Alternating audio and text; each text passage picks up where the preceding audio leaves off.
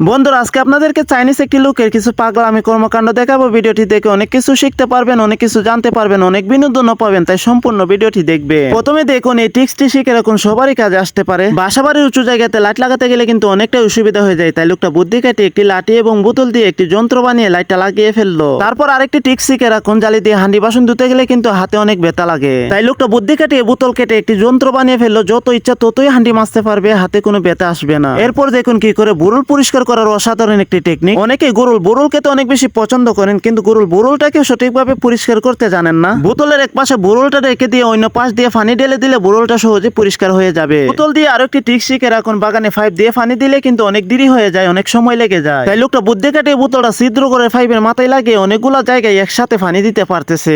বন্ধুরা এখন লোকটার আসল পাগলামি শুরু হয়ে গেল, না দেখলে কিন্তু অনেক বেশি মিস করবেন। সাধারণত সারা গাছগুলাতে ছিটিয়ে ছিটিয়ে সার দেওয়া হয়, আর এই লোকটার কর্মকাণ্ড দেখুন, সারাটা তুলে তুলে সার দিচ্ছে। এই সারাটা কি বাঁচবে? এখন আবার কি করে দেখুন, বাসে একটি অপরিচিত বেড পরে রয়েছিল, বেডটাও যত ভরে থাকবে, তাই লোকটা বুদ্ধি কেটে বেটের উপরে মাটি দিয়ে ধান রোপণ করে ফেললো। তারপর দেখুন ধান রোপণ করার আরেকটি অসাধারণ টেকনিক, প্রত্যেকটা ধানের চারা যেন একদম সমান সমান ভাবে হয়, তাই লোকটা মেজারমেন্ট করে সমান সমান করে ধান রোপণ করতেছে। ওই লোকটার কতদিন সময় লাগতে পারে 1 বিঘা জমি ধান রোপণ করতে? এখন আবার কি করে দেখুন, ফা দিয়ে ধান রোপণ করতেছে। এটা আবার কোন সিস্টেমে ধান রোপণ করা? উল্টা পাল্টা ধান রোপণ করতে করতে লোকটা এবার ক্লান্ত হয়ে পড়ছে, তাই বুদ্ধি কাটে একটি যন্ত্র বানিয়ে ফেললো। দেখুন কাঠ দিয়ে যন্ত্র বানিয়ে লোকটা কোমরে বেঁধে ফেললো, দাঁড়িয়ে দাঁড়িয়ে ধান রোপণ করতে পারবে, বসে বসে ধান রোপণ করতে পারবে। অসাধারণ কিন্তু একটি টেকনিক ছিল। এখন আবার কি করে দেখুন, ধান রোপণ করতে করতে চারাগুলা শেষ করতে পারতেছে না, তাই ধানের চারাগুলা একসঙ্গে করে করে আটি বেঁধে বেঁধে ধান রোপণ করে ফেলতেছে। ওইভাবে কি ধান হবে? তো বন্ধুরা আজকের ভিডিওটি এতটুকুই ছিল। এরকম ভিডিও আরো পেতে চাইলে আমাদের সাথেই থাকুন।